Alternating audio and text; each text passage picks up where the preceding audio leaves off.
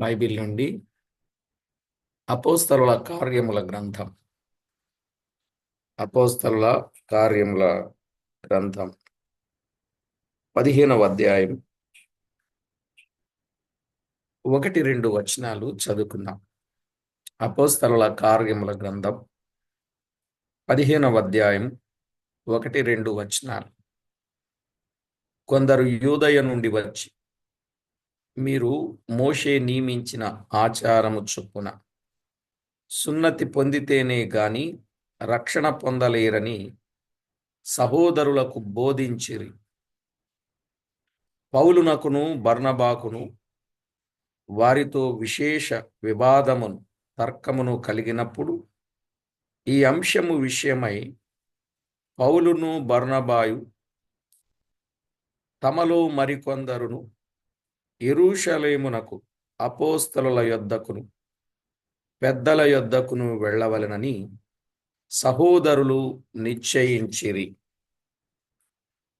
ప్రభునందు ప్రియులారా, చదవబడిన దైవ లేఖనాల కొరకై మనము ప్రార్థన చేసి వాక్యాన్ని ధ్యానం చేద్దాం.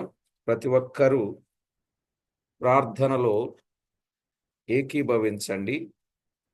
ప్రభు నామ మహిమార్థమై ప్రభు తన సహాయాన్ని ఆయన మనకు అనుగ్రహించినట్లు ప్రతి ఒక్కరూ కూడా ప్రార్థనలో ఏకీభవించవలసిందిగా ప్రభు అయిన దేవుని పేరట ప్రేమతో మీకు మనవి చేస్తూ ఉన్నాను.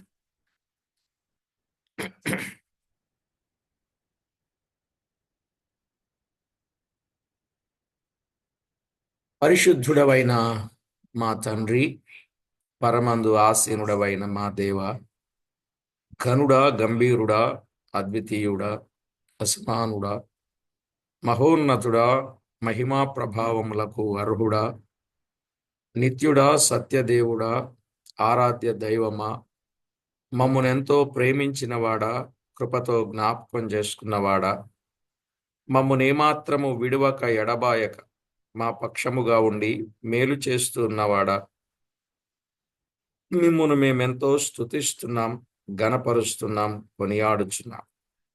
మా ప్రాణప్రియుడా, చదవబడిన లేఖన భాగమును దీవించి మీ కృపతో జ్ఞాపకం చేసుకుంటారని, అన్ని విషయాల్లో గొప్పదైన మీ సహాయము ఇమ్మని, అల్పుడను బలహీనుడను నిష్ప్రయోజకుడనైన నన్ను బలపరచు ఉపయోగించమని, చేరువచ్చిన మీ పిల్లలందరితో మీరు మాట్లాడి మహిమ పొందుతారని కోరుచు, మా ప్రాణనాథుడు, ప్రియుడు, మా రక్షకుడు, మమ్మల్నెంతో ఎక్కువగా ప్రేమించి కనికరించి కాచి కాపాడి మేలు చేస్తూ ఉన్న యేసు క్రీస్తు అమూల్యమైన నామమున వేడుచూ ఉన్నాము తండ్రి. ఆమేన్. ప్రభునందు ప్రియులారా, పరిశుద్ధ గ్రంథములో అమూల్యమైన విషయాలు, ఆధ్యాత్మికమైన సంగతులు మనము తేటగా జ్ఞాపకం చేసుకోవచ్చు. అపోస్తలుల కార్యముల గ్రంథములో చాలా విషయాలు, దాదాపు 14 అధ్యాయములు మనము ఇప్పటి వరకు వింటూ వచ్చాం. ఈరోజు మనము 15వ అధ్యాయములో ఉన్న వాస్తవాలు వినవలసిన వారమై ఉన్నాం. ఈ సంగతులన్నీ మనం వింటున్నప్పుడు ఎన్నో గొప్ప సంగతులు దైవ లేఖనాలలో మనం విని ఇప్పటికే చాలా బలపరచబడ్డాం. అవును, దేవుని వాక్యంలో ఉన్న వాస్తవాలు మన జీవితాలకు చక్కని సోపానాలుగా ఉండి మనల్ని ఎంతో ఆదరించేవిగా, బలపరిచేవిగా, మన పక్షంగా కార్యము జరిగించి మనము భక్తిలో మరింత విశ్వాసముతో ముందుకు కొనసాగగలుగునట్లు, ఆయనకు మరింత మహిమ తేగలుగునట్లు సంగతులు ఉండుట మనము గమనిస్తున్నాం. కాబట్టి ప్రతి ఒక్కరూ లేఖనాలలో వ్రాయబడిన ప్రతి సంగతి వచనం వెంబడి వచనాలు మనము ధ్యానం చేస్తూ వస్తున్నాం. ఈ వచనం వెంబడి వచ్చిన ధ్యానాలలో ఎన్నో మనము ఎరుగని విషయాలు మనం నేర్చుకుంటూ ఉన్నాం. ఆ వరుసలో ప్రియులారా, మనము ఈరోజు కూడా కొన్ని సంగతులు బైబిల్ గ్రంథంలో వారు అప్పగించుకున్నారు అని గత వర్తమానంలో మనం విన్నాం. వారు తమను తాము ప్రభువుకు అప్పగించుకున్నారు. ఎందుకంటే ప్రభువు మన కొరకు అప్పగించుకున్నారు గనుక వారు కూడా అప్పగించుకున్నారు. దేనికి అప్పగించుకున్నారు? దేనికి అప్పగించుకున్నారో మనం విన్నాం. ప్రభు కృపకు అప్పగింపబడిన వారై, ప్రభు పేరు కొరకు అప్పగింపబడిన వారై, వారు కూడా అలాగూ ప్రభు అప్పగించిన వాటి కొరకు వారెంతో పోరాటం చేశారు. కొన్ని విషయాలు చెప్పి మనం అక్కడికి వెళ్దాం. ప్రభు వారికి అప్పగించారు. ఏం అప్పగించారు? వీరేమో తమ అవయవములను నీతికి సాధనాలుగా అప్పగించుకున్నప్పుడు ప్రభు వారికి అప్పగించాడు. ఏం అప్పగించాడో చూద్దాం. క్లుప్తంగా చూసి మనం ముందుకు సాగుదాం. 1 తెస్సలోనికలకు రాసిన మొదటి పత్రిక 2వ అధ్యాయం 4వ వచనం. తెస్సలోనికలకు రాసిన మొదటి పత్రిక 2వ అధ్యాయం 4వ వచనం.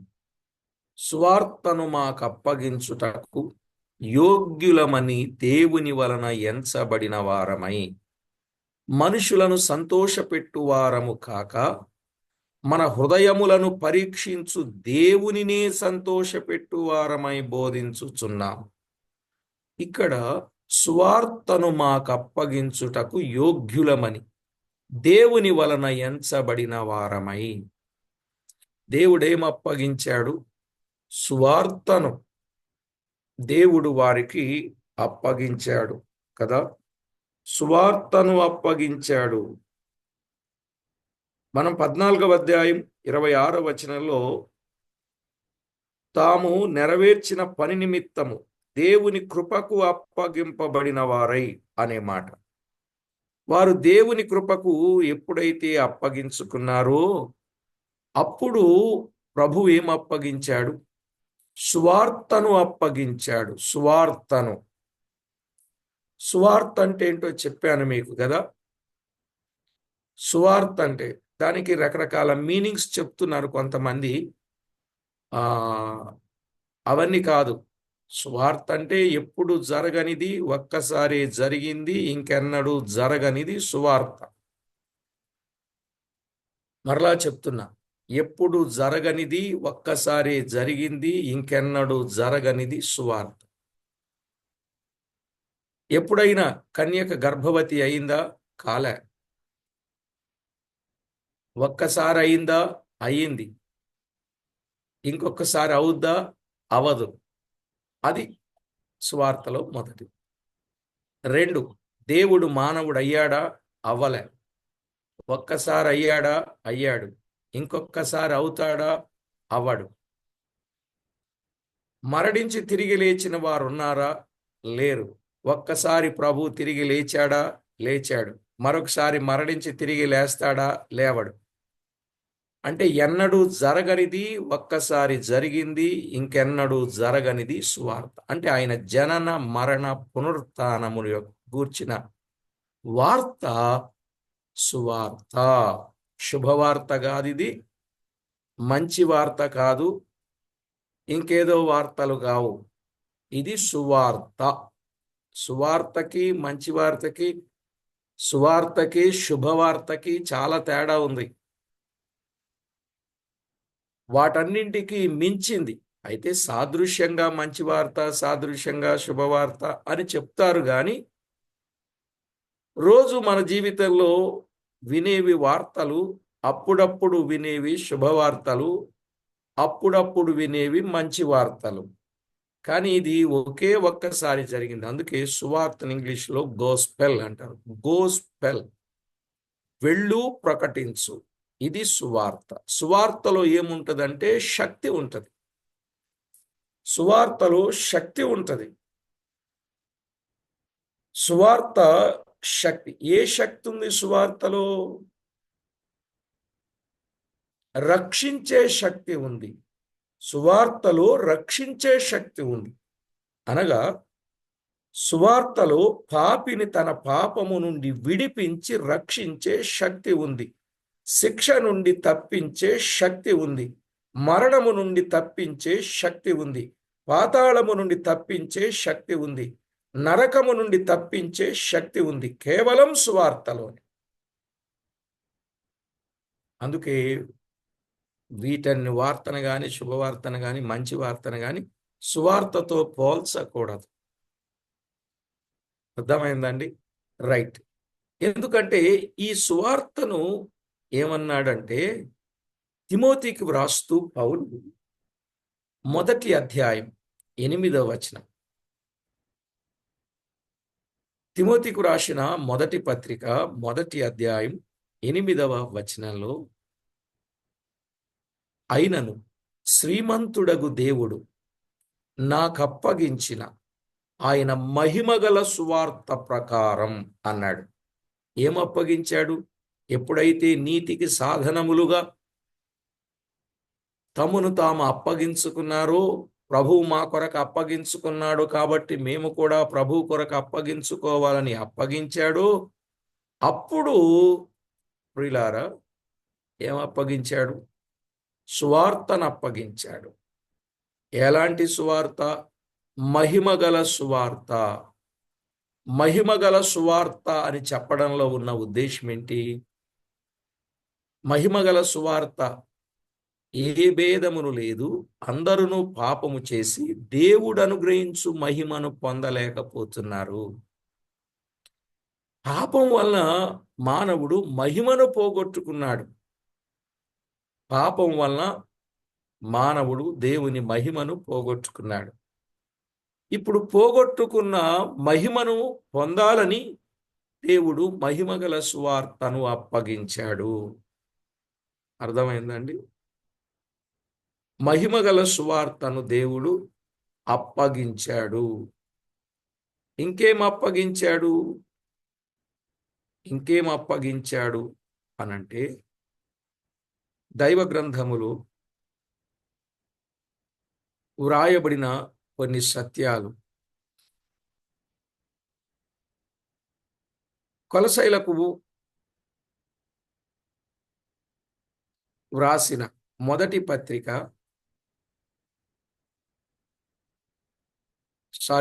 కొలసై పత్రిక 1:26. అది కొలసై పత్రిక 2 లేదు. కొలసై పత్రిక 1వ అధ్యాయం 26వ వచనం. కొలసై పత్రిక 1:26. మీ నిమిత్తం నాకప్పగింపబడిన దేవుని ఏర్పాటు. దేవుని ఏర్పాటు. పుట్నోట్లో ఏమనుందో చూసారా? గృహ నిర్వాహకత్వం. అంతేనండి? పుట్నోట్లో గృహ నిర్వాహకత్వం ప్రకారం నేను ఆ సంఘమునకు పరిచారకుడనైతిని అన్నాడు. మీ నిమిత్తము నాకు అప్పగింపబడిన దేవుని ఏర్పాటు. ఇప్పుడు ఏమి అప్పగించాడు? 1 సువార్తను అప్పగించాడు. 2 గృహ నిర్వాహకత్వం అప్పగించాడు. అంటే సంఘం, సువార్త ద్వారా ఏర్పడేది ఏమిటి? సంఘం. ఆ సంఘానికి కావలసింది ఏంటి? గృహ నిర్వాహకత్వం. అంటే ఆ గృహాన్ని ఎలా నడిపించాలో, ఆ సంఘాన్ని ఎలా నడిపించాలో, ఆ సేవను ఎలా నడిపించాలో అది అప్పగించాడు అని చెప్పాడు. అర్థమైందా అండి? 1 సువార్తను అప్పగించాడు. 2 గృహ నిర్వాహకత్వం అప్పగించాడు. మరి ఇంటి యజమాని గృహాన్ని సరిగా నడిపించకపోతే ఏమవుద్దో తెలుసుగా, ఎట్లా అవుద్దో తెలుసుగా. కాబట్టి దైవ లేఖనంలో వ్రాయబడిన మాటలు ఆయన గృహ నిర్వాహకత్వమును అప్పగించినట్లుగా చూస్తున్నాం. ఏమండి, గృహ నిర్వాహకత్వం సరిగా నడిపించాలి. ఇప్పుడు అధికారులని వారి యొక్క అధికారాలు వారికి అప్పగించినప్పుడు ఆ అధికారాన్ని చక్కగా ఉపయోగిస్తూ వారికి అప్పగించిన అది శాఖే గాని, సంస్థే గాని, ఆఫీసే గాని, అది నియోజకవర్గమే గాని, అది రాష్ట్రమే గాని, అది దేశమే గాని, వారు చక్కగా దానిని నడిపించాలి. నడిపించలేకపోతే అవస్థల పాలై తిరుగుబాటు ఎక్కువ అవుద్ది. కనుక గృహ నిర్వాహకత్వం అప్పగించాడు. ఒకటి, సువార్తను అప్పగించాడు. 2, గృహ నిర్వాహకత్వమును అప్పగించాడు. 3, కొలసై పత్రిక 4:17లో, కొలసై పత్రిక 4:17లో, మరియు ప్రభువునందు నీకప్పగింపబడిన పరిచర్యను నెరవేర్చుటకు దానిని గూర్చి జాగ్రత్త పడుమని అర్కిప్పుతో చెప్పుడి. ప్రభువునందు నీకప్పగింపబడిన పరిచర్యను నెరవేర్చుటకు దానిని గూర్చి జాగ్రత్త పడుమని అర్కిప్పుతో చెప్పుడి. ఏమప్పగించాడు ప్రభు? పరిచర్యను అప్పగించాడు. అర్థమైందండి? పరిచర్యను అప్పగించాడు. దైవ లేఖనంలో సువార్త పరిచర్య, సంఘ పరిచర్య, పరిచర్యలు చాలా రకాలున్నాయి. ముఖ్యంగా చెప్పుకునేది పౌలు తన అనుభవంలో 2 ప్రాముఖ్యమైన విషయాలు చెప్తాడు. ఇదే కొలసై పత్రికలో 2 ప్రాముఖ్యమైన విషయాలు చెప్తాడండి. నేను ఎందుకైనా మంచిదని ఈ వచనాలు మీకు చూపించాలని ఆలోచన కలిగి ఉన్నా. కొలసై పత్రిక 1వ అధ్యాయం 23వ వచనం. పరిచర్య పలు రకములు, నానా విధముల పరిచర్య ఉన్నది. బైబిల్లో చాలా రకాల పరిచర్యలు ఉన్నాయి. ముఖ్యంగా చెప్పబడిన పరిచర్యలు కొలసై పత్రిక 1:23 చివరి ముక్క చదువుదాం. 23 చివరి మాట. పౌలను నేను ఆ సువార్తకు పరిచారకుడనైతిని అన్నాడు. పౌలను నేను ఆ సువార్తకు పరిచారకుడనైతిని. దేనికండి?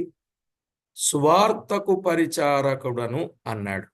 ఏ పౌలు తన అనుభవములో కొలసై పత్రికలోని 1వ అధ్యాయం 25-26 వచనాలు, 25-26 వచనాలలో అక్కడ కూడా చివరి ముక్క చదువుదాం, లేక మొత్తం చదివినా మంచిదే. మరుగు చేయబడి ఉన్న మర్మమును సంపూర్ణముగా ప్రకటించుటకు మీ నిమిత్తము నాకు అప్పగింపబడిన దేవుని ఏర్పాటు ప్రకారము నేను ఆ సంఘమునకు పరిచారకుడనైతిని అన్నాడు.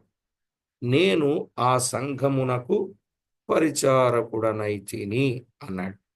1, సువార్తకు పరిచారకుడు. 2, సంఘమునకు పరిచారకుడు అనే మాట మనము చూస్తున్నాం. ప్రియులారా, సువార్తకు పరిచారకుడు, 2, సంఘమునకు పరిచారకుడు. కనుక ప్రభువునందు నీకప్పగింపబడిన పరిచర్య.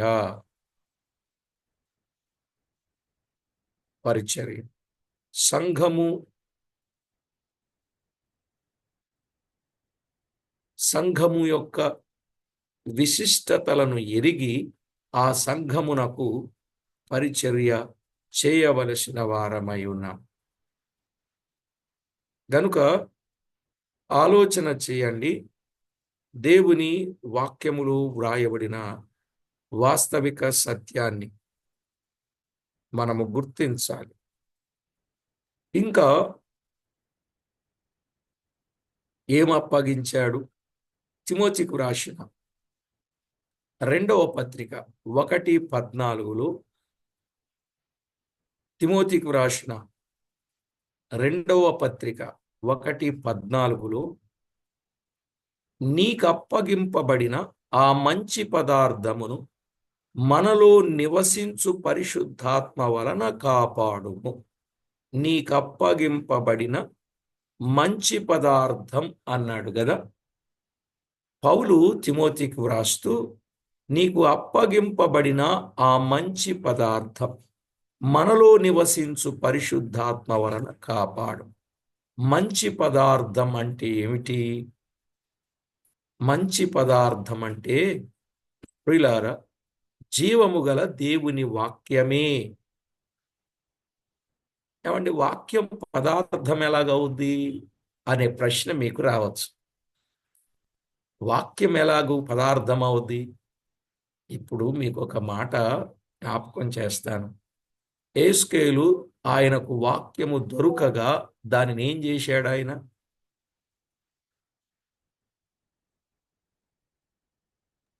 ఏమండి భుజించాడు.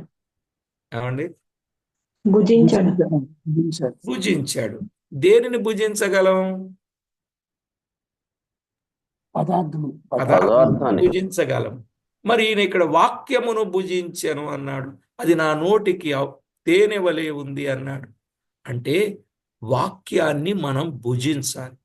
అంటే సత్యవాక్యమును దేవుడు మనకు అప్పగించాడు. ఆ సత్యవాక్యాన్ని మనము జాగ్రత్తగా కాపాడాలి. ఎలా? మనలో ఉన్న పరిశుద్ధాత్మ వలన మనము కాపాడవలసిన ఆవశ్యకత మన మీద ఎంతైనా ఉన్నది. కాబట్టి ప్రభునందు ప్రియులారా, వాక్యమే మంచి పదార్థం. వాక్యాన్ని మనము కాపాడాలి. ఎందుకంటే ఈరోజు వాక్యాన్ని కలిపి చెరిపెడి వారు చాలా మంది ఉన్నారు. వాక్యాన్ని కలిపి చెరిపేస్తున్నారండి. నిజమా కాదా? కల్పనా కథలు చెప్పే వారిని పోగు చేసుకుంటున్నారండి. నిజమా కాదా? కల్పనా కథలు చెప్పేవారు దురద చెవులు కలిగిన వారుగా ఉండడానికి ఈ మధ్య కాలంలో ఎక్కడ చూసినా అదే. అసలు వాక్యాన్ని అధికారపూర్వకంగా చెప్పేవాళ్ళు లేరు.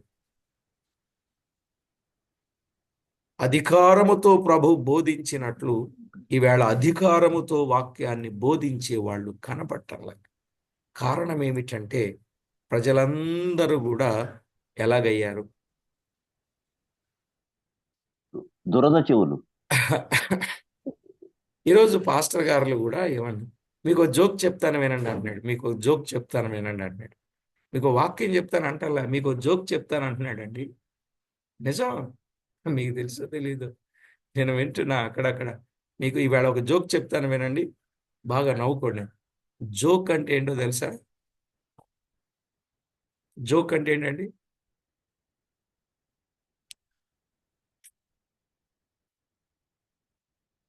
మీరెవరు చెప్పరు. జోక్ అంటే అబద్ధం. జోక్ చెప్తానంటే వాడు అబద్ధం చెప్తున్నాడని అర్థం. కనుక ఈవేళ వాటికి ఎక్కువ ప్రాధాన్యతనిస్తూ దేవుని వాక్యాన్ని ప్రక్కన పెట్టిన వారుగా అయిపోయారు. ప్రియులారా, దైవ లేఖనంలో వ్రాయబడిన ఈ సత్యాన్ని మీరు గమనించాలి. బైబిల్ గ్రంథంలో ఆయన మంచి పదార్థమును మనకు అప్పగించాడు.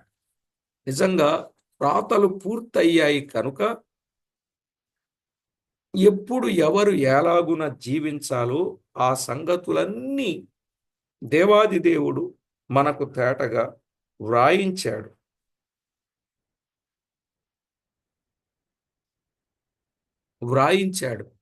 కనుక ప్రతి ఒక్కరు కూడా దేవుని వాక్యములో నుండి సత్యాలను అర్థం చేసుకుని మనము దేవునికి మహిమ ఆపాదించాలి. ఇంకేం అప్పగించాడు? పేతురు రాసిన రెండవ పత్రిక 2వ అధ్యాయం 21వ వచనం. పేతురు రాసిన రెండవ పత్రిక 2:21లో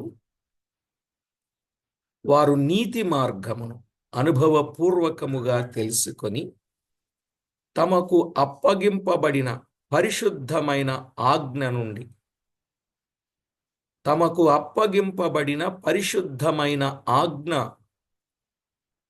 నుండి తొలగిపోవుట కంటే ఆ మార్గము అనుభవపూర్వకముగా తెలియకయుండుటయే వారికి మేలు అన్నాడు. అప్పగింపబడిన పరిశుద్ధమైన ఆజ్ఞ అన్నాడు. అప్పగింపబడిన పరిశుద్ధమైన ఆజ్ఞ. ఇదెన్నో మాట అండి. అప్పగింపబడిన పరిశుద్ధమైన ఆజ్ఞ. దేవుడు మనకు అప్పగించిన పరిశుద్ధమైన ఆజ్ఞ. ప్రియులారా, అప్పగింపబడిన ఆజ్ఞ. జాగ్రత్తగా వినండి. ఆయన ఏం అప్పగించాడు? పరిశుద్ధమైన ఆజ్ఞ. మొదటిగా స్వార్థ, అదే మహిమగల స్వార్థ. 2 గృహ నిర్వాహకత్వం. 3 సంఘమునకు పరిచర్య.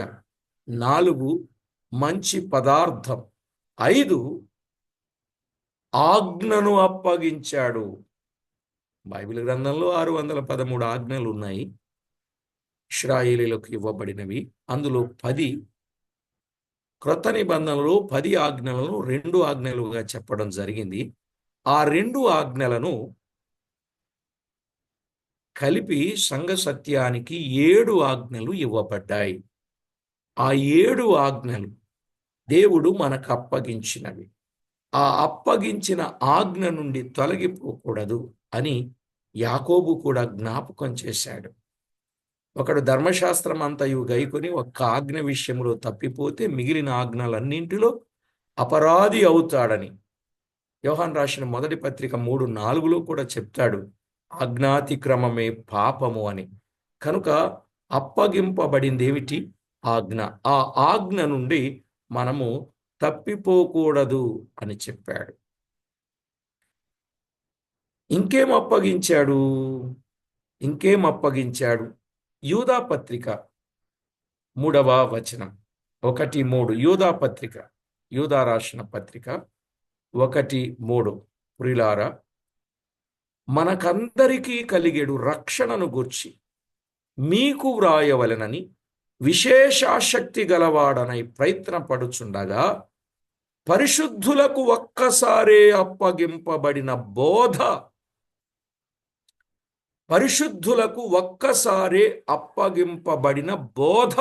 అన్నాడు. పరిశుద్ధులకు ఒక్కసారే అప్పగింపబడిన బోధ నిమిత్తము మీరు పోరాడవలెనని మిమ్మును వేడుకొనుచు మీకు వ్రాయవలసి వచ్చెను. ప్రియులారా, దైవ లేఖనములో వ్రాయబడిన మాట. ఏం అప్పగించాడండి? బోధన అప్పగించాడు. బోధకు సువార్తకు తేడా తెలియటం లేదు మనకి.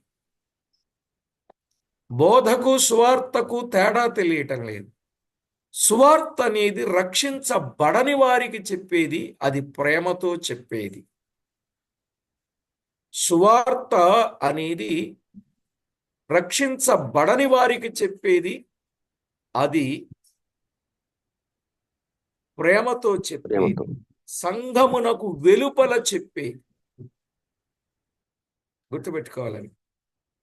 సువార్త అనేది సంఘమునకు వెలుపల చెప్పాలి, రక్షించబడని వారికి చెప్పాలి, ప్రేమతో చెప్పాలి.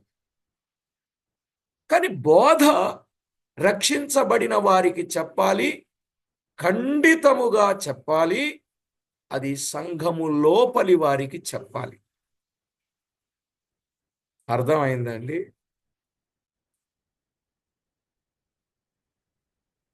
బోధ లోపలి వారికి చెప్పాలి, అది ఖండితముగా చెప్పాలి, ఖండించి చెప్పాలి, అది సంఘములో చెప్పాలి. సువార్త సంఘము వెలుపలి వారికి, బోధ సంఘము లోపలి వారికి. సువార్త ప్రేమతో, బోధ ఖండితముగా చెప్పాలి. అర్థమైందండి? బహుశా అర్థమైంది అనుకుంటున్నాను నేను బాగానే. కానీ ఈవేళ ఏం చేసి చెప్తున్నారు? అన్ని కలగాపులగా మిక్స్డ్ మినిస్ట్రీ, కుళంబి. ఎవరు అన్నారులేండి, మీకేం కావాలి, మీకు ఏ వంటకాలు ఇష్టం అంటే అన్ని ఐటమ్స్ చెప్తే కష్టమని, ఆ నాకు సాంబార్ అంటే ఇష్టం అన్నాడు. సాంబార్లో పప్పు ఉంటుంది, వంకాయలు, బెండకాయలు, దోసకాయలు, ఏమండి కూరగాయలు, ఆకుకూరలు మొత్తం అందులో వేస్తారు. అన్నీ కలిపి సాంబార్ అవుతుంది. అట్లా నాకు సాంబార్ అంటే ఇష్టం అన్నాడు. అవసరమైతే కట్ట అంటే కూడా సాంబారే, కట్ట అంటారు. కట్ట అంటే ఈ వీటిలో చికెన్లో కానీ మటన్లో కానీ మిగిలిపోయిన కొవ్వు ఉంటదే, అది తీసి ఇందులో వేస్తారు, దాన్ని కట్ట అంటారు. సాంబార్లో వేస్తారు, కట్ట అంటారు దాన్ని. కట్ట అనేది శనగపప్పు వేస్తారు, సాంబార్లో కందిపప్పు వేస్తారు. మీకు వంట చేసి కూడా చెప్పాల్సి వస్తుంది నేను, నాకేమి చేత కాకపోయింది. అంటే వింటా ఉంటా, గమనిస్తూ ఉంటాను కనుక. కొన్ని చోట్ల కట్ట అంటారు సాంబార్నే, కానీ ఆ కట్టాలో ఇవన్నీ ఉంటాయి, చూసుకోండి మీరు. అది మంచి టేస్ట్ ఉంటుంది అన్నావు. ఆ? మంచి టేస్ట్ ఉంటుంది అది. అదే కదా మరి. సరే, విషయం అయితే జాగ్రత్తగా వినండి. ప్రభు మనకి ఏదైతే అప్పగించాడో ఆ అప్పగించిన దానిని మనం ఏం చేయాలి? కాపాడాలి. కాపాడాలి. ఈ అప్పగించిన వాటిపైన, అప్పగించిన వాటి విషయములో మనం ఎలా ఉండాలి? మనం ఎలా ఉండాలి? పోరాడాలి. మనం ఎలా ఉండాలి? ఇంకొక మాట కూడా చెప్తే 7 మాటలు అవుతాయి అనుకుంటా కదండి. ఇంకొక మాట చెప్తే, తిమోతికు రాసిన 2వ పత్రిక 2వ అధ్యాయం మొదటి 2 వచనాలు చదువుకుందాం. మొదటి 2 వచనాలు. నా కుమారుడా, క్రీస్తు యేసునందు కృపచేత బలవంతుడవు కమ్ము. నీవు అనేక సాక్షుల ఎదుట నా వలన వినిన సంగతులను ఇతరులకు బోధించుటకు సామర్థ్యము గల నమ్మకమైన మనుషులకు అప్పగింపుము అన్నాడు. ఇక్కడ ఏం అప్పగించాడు అని మనం ఆలోచన చేస్తే, నా వలన వినిన సంగతులు ఇతరులకు బోధించుటకు. నా వలన వినిన సంగతులు, వినిన సంగతులు ఏమి విన్నాడు? మొదటి అధ్యాయం 9-10 వచనాలలో మన క్రియలను బట్టి కాక తన స్వకీయ సంకల్పమును బట్టి అనాది కాలమునని క్రీస్తు యేసునందు మనకు అనుగ్రహింపబడినది అన్నాడు. ఏం అప్పగించాడంటే, దేవుడు తన స్వకీయ సంకల్పం ఏమిటో అదంతా అప్పగించాడండి. దేవుని యొక్క స్వకీయ సంకల్పం, ఆయన స్వకీయ సంకల్పం అంటే ఆయన ఉద్దేశములు ఏమై ఉన్నవో ఆయన ఉద్దేశములన్నీ మనకు అప్పగించాడు. ఆ ఉద్దేశముల ప్రకారంగా మనము నెరవేర్చాలి. నీవు కూడా సామర్థ్యము గల మనుషులకు అప్పగించాలి. ఎందుకంటే సామర్థ్యము లేని వాళ్ళకి అప్పగిస్తే వాళ్ళు ఏం చేస్తారంటే ఇలాగే కలిపి చెరిపేస్తారు. సామర్థ్యము కలిగి ఉండాలి. అందుకే సేవకుడు గాని, బోధకుడు గాని, ఉపదేశకుడు గాని, ఎందుకంటే ఇప్పుడు ఉన్నది ఎవరు? బోధకులు, సేవకులు, ఉపదేశకులు, అదే పరిచారకులు. అపోస్తలులు, ప్రవక్తలు పునాది వేసేశారు 5-fold మినిస్ట్రీలో. వాళ్ళు పునాది వేసి దాటిపోయారు. ఇప్పుడు ఆ పునాది మీద మనం కడుతున్నాం. ఇప్పుడు ఈ కట్టేవాడు సామర్థ్యము గలవారుగా ఉండాలి. సంఖ్య ఎక్కువ అవుద్దని ఈ పాస్టర్స్ ఫెలోషిప్స్ ఎక్కువగా పెట్టి, సామర్థ్యము లేకపోయినా వాళ్ళు సేవకులని చెప్పి వాళ్ళకి సంఖ్యను పెంచుకునే ప్రయత్నం చేస్తున్నారు. నేను అవి అనాలని కాదు, చెప్పాలని కాదు, కానీ సామర్థ్యము కలిగిన వాడు సేవకుడు. ఏ సామర్థ్యం ఉండాలి? ధన సామర్థ్యం కాదు, కండ బలం, గుండె బలం, ఈ సామర్థ్యం కాదు. బుద్ధి బలం, జ్ఞాన బలం, వాక్య బలం, ఇవి సామర్థ్యాలుగా ఎంచాలి. సామర్థ్యము గలవారుగా ఉండాలి. ప్రియులారా, దైవ లేఖనంలో వ్రాయబడిన ఈ వాస్తవిక సత్యాలు మనము జాగ్రత్తగా గమనించాలి. ఏదైతే దేవుడు అప్పగించాడో ప్రియులారా, మనము మన అవయవాలు నీతికి సాధనములుగా అప్పగించాము కనుక పేతురు రాసిన మొదటి పత్రిక 4:18 చెప్పబడినట్లు, పేతురు రాసిన మొదటి పత్రిక 4:18 చెప్పబడినట్లు, కాబట్టి దేవుని చిత్త ప్రకారము బాధపడువారు సత్ప్రవర్తన గలవారై నమ్మకమైన సృష్టికర్తకు తమ ఆత్మలను అప్పగించుకొనవలెను. ఎప్పుడైతే నమ్మకమైన సృష్టికర్తకు మన ఆత్మను అప్పగించుకున్నామో అప్పుడు ఆయన అప్పగించిన వాటిని మనము చక్కగా నెరవేర్చగలము. అప్పుడే అదే పత్రిక 5:13 మీకు అప్పగింపబడిన వారి పైన ప్రభు అయినట్టుండక మందకుమారులుగా ఉండుడి అన్నాడు. ప్రభువుకు మనం ఎప్పుడైతే అప్పగించుకున్నామో, నమ్మకమైన సృష్టికర్తకు మన ఆత్మలను అప్పగించుకున్నాము, అప్పుడే అప్పగింపబడిన మందకు మాదిరిగా ఉండగలం. ఒకవేళ అలా కాకపోతే మందకు మాదిరిగా ఉండలేం. మందలకు పైన ప్రభువులుగా కనబడతాం. మనం మందకు మాదిరులం గాని మందకు ప్రభువులము కాదు. కనుక ప్రభునందు ప్రియులారా, ఏదైతే ప్రభువు మనకు అప్పగించాడో ఆ అప్పగించిన వాటిని మనము ఎంతో జాగ్రత్తగా కాపాడాలి అని ఆలోచన చేయాలి. రండి, అపోస్తలుల కార్యముల గ్రంథములో 14వ అధ్యాయం చివరి మాటల్లో 26వ వచనం, అక్కడ నుండి వాడు ఎక్కి తాము నెరవేర్చిన పని నిమిత్తము దేవుని కృపకు అప్పగింపబడిన వారై మొదట బయలుదేరిన అంత్యోకయకు తిరిగి వచ్చిరి. వారు వచ్చి సంఘమును సమకూర్చి దేవుడు తమకు తోడై ఉండి చేసిన కార్యములన్నీ అన్యజనులు విశ్వసించుటకు ఆయన ద్వారము తెరిచిన సంగతియు వివరించిరి. పిమ్మట వారు శిష్యుల యొద్ద బహుకాలము గడిపిరి. కొందరు యూదయ నుండి వచ్చి, మీరు మోషే నియమించిన ఆచారము చొప్పున సున్నతి పొందితేనే గాని రక్షణ పొందలేరని సహోదరులకు బోధించిరి అని మనం చదువుకున్నాం. 15వ అధ్యాయం చదివి 14వ అధ్యాయంలో ఉన్న సంగతిని మనం విన్నాం. ఎందుకంటే వీరు ఆచారాన్ని పాటించడం లేదు, వారు ఆత్మీయతను పాటిస్తున్నారు. ఇప్పుడు మీరు చెప్పండి, ఆత్మీయత ముఖ్యమా, ఆచారం ముఖ్యమా?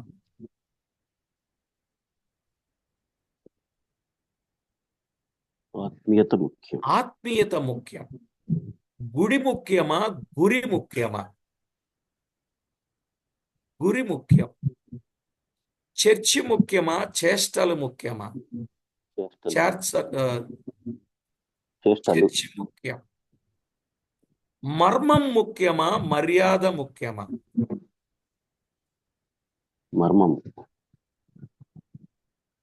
మర్మము ముఖ్యమా, మర్యాద ముఖ్యమా? మర్మం ముఖ్యం కాదండి, మర్యాద ముఖ్యం. ఎంత మర్మాలు తెలుసుకున్నా మర్యాద లేనోడికి ఏం సుఖం చెప్పండి అన్నా. Return to back. మర్మం ముఖ్యం అని కాదు. చాలా మంది అన్న చెప్పింది ఏంటంటే, చాలా మంది అలా చెప్తున్నారు, కానీ అది కాదు. మర్యాద ముఖ్యం, మర్యాద ముఖ్యం. సాక్ష్యం ముఖ్యమా, సేవ ముఖ్యమా? సాక్ష్యమే. సాక్ష్యమే ముఖ్యం. ప్రవర్తన ముఖ్యమా, ప్రసంగం ముఖ్యమా? ప్రవర్తన. అన్ని మంచిగా చెప్తారండి మీరు.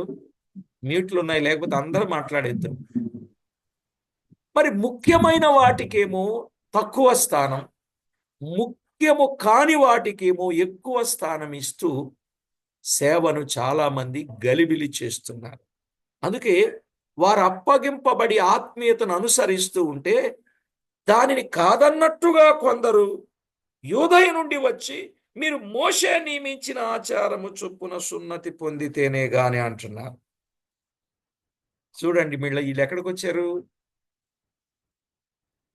ఆత్మీయతను విడిచిపెట్టి ఆచారము దగ్గరకు వచ్చారు.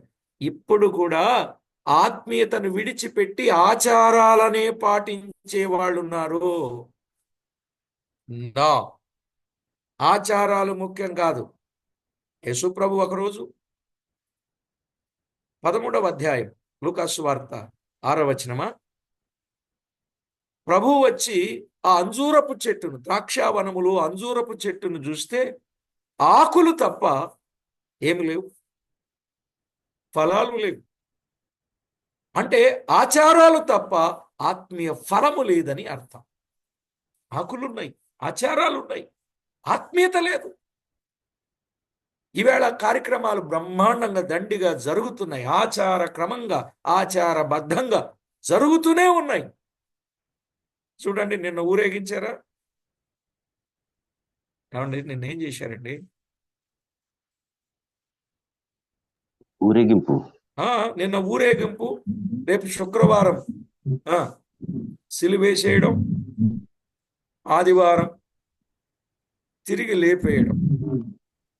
ఇలాగున ఆచార వ్యవహారాల్లో నిమగ్నమైపోతున్నారు. ఏమనుకోకండి, ఇది ఆచారమే గాని కొంతమంది ఇది ఆత్మీయత అనుకుంటున్నారు.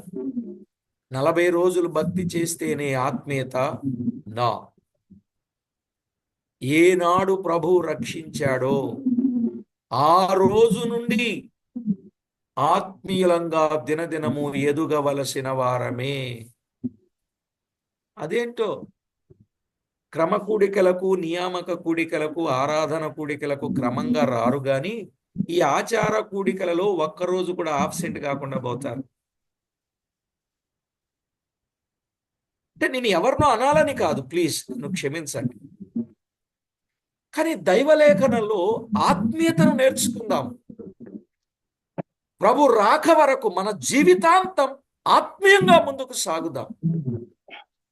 ఏదో పండగలు వచ్చినప్పుడు, పబ్బాలు వచ్చినప్పుడు, లేక డిసెంబర్ వచ్చినప్పుడు, జనవరి వచ్చినప్పుడు ఇలా. ఇక కొంతమంది ఉపవాస దీక్షలు అనేవి ఉన్నాయి. అవి 4వ నెలలో, 7వ నెలలో, 10వ నెలలో ఉపవాసాలని బైబిల్లో వాళ్ళు ఎందుకున్నారో, వాళ్ళు ఉన్నప్పుడు వాళ్ళ ఉపవాసాలు దేవుడు అంగీకరించాడు, అంగీకరించలేదు ఆ సంగతి కూడా తెలియదు. అక్కడ ఉపవాసం ఉన్నారు కదా అని. అలాగూ ఆ నెలల్లో చేసిన ఉపవాసాలను దేవుడు అంగీకరించలేదని బైబిల్ స్పష్టంగా చెప్తా ఉంది. వాళ్ళు ఉపవాసాలు ఎందుకున్నారో కూడా స్పష్టంగా చెప్తా ఉంది. అయినను దేవుడు వారిని ఆగ్రాణించలేదని చెప్తా ఉంది. కానీ మనవాడు కొంతమంది ఆ ఆచారాల ప్రకారంగానే పోతా ఉన్నారు. నేను దేనిని విడిచిపెట్టను, మీరు అర్థం చేసుకోండి. ఆచారం ముఖ్యం కాదు, ఆత్మీయత ముఖ్యం. ఆత్మీయంగా మనం ఎప్పుడైతే జీవిస్తామో, బోధ కొరకు, అప్పగింపబడిన బోధ కొరకు గట్టిగా పోరాడతామో ప్రభువును మహిమ పరుస్తాం. ప్రతిఫలం ప్రభువు ఇస్తాడు. ఇంకా చాలా సంగతులు చెప్పుకోవచ్చు. కాబట్టి పైనేమో అప్పగింపబడిన వారై ఆత్మీయంగా ఉండేసరికి ఈ 15వ అధ్యాయంలో మీరెందుకు మోషే నియమించిన ఆచారము చొప్పున సున్నతి పొందరో, సున్నతి పొందితేనే కానీ మీరు రక్షణ పొందలేరని వారికి చెప్తా ఉన్నారు. ఇది ఎంత విచారకరమైన విషయం. అందువల్ల విశేష వివాదమును, తర్కమును కలిగింది అన్నాడు. అది ఎలా కలిగిందో, ఎందుకు కలిగిందో వివరాలు తర్వాత ప్రార్థన చేసుకో. ప్రియులారా, దైవ గ్రంథంలో వ్రాయబడిన దైవికమైన సత్యాలు మనం ఒక్కొక్కటిగా ఆలోచన చేయాలి. అది మన వ్యక్తిగత భక్తి జీవితానికి అవసరం. బైబిల్ గ్రంథం చదవండి. నేను ఎవరిని విమర్శ చేయను. నేను విమర్శ చేస్తే ఒక్క సాతానుని, వివరిస్తే ప్రభువును గూర్చే అని ఆలోచింపజేయడానికి కొన్ని సంగతులు చెప్పడం జరుగుతుంది.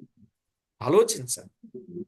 కనుక ఈనాడు మన జీవితంలో ఆచార సంబంధమైన వ్యవహారాలలో మునిగి ఇది సేవ అనుకోకూడదండి. ఆత్మ సంబంధమైన కార్యాలు, వాటి యందు మనము లక్ష్యముంచి వాటిని జరిగిస్తూ సేవ చేసి ప్రభువుకు మహిమ ఆపాదిద్దాం.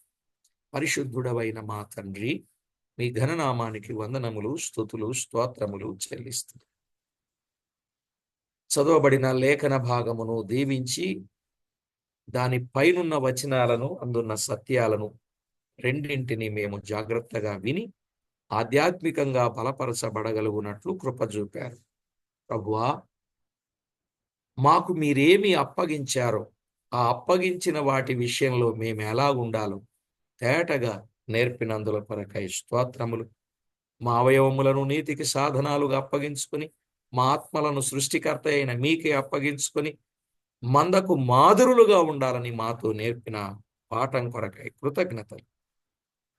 మీరు అందించిన ప్రతి సంగతికై కృతజ్ఞతాస్తుతి స్తోత్రాలు మీ నామమునకు చెల్లించుచు మా ప్రాణనాథుడు, ప్రియుడు, మా రక్షకుడైన యేసు క్రీస్తు అతి శ్రేష్టమైన అమూల్యమైన నామమున స్తోత్రము చెల్లించి స్తుతించి ప్రార్థించి, ప్రభువా, ప్రతి ఒక్కరూ మీకు అప్పగించుకొని మీకు మహిమకరంగా జీవించుటకు నేర్పించమని యేసు క్రీస్తు నామమున వేడుచున్నాము తండ్రి. ఆమేన్. ప్రభునందు ప్రియులారా,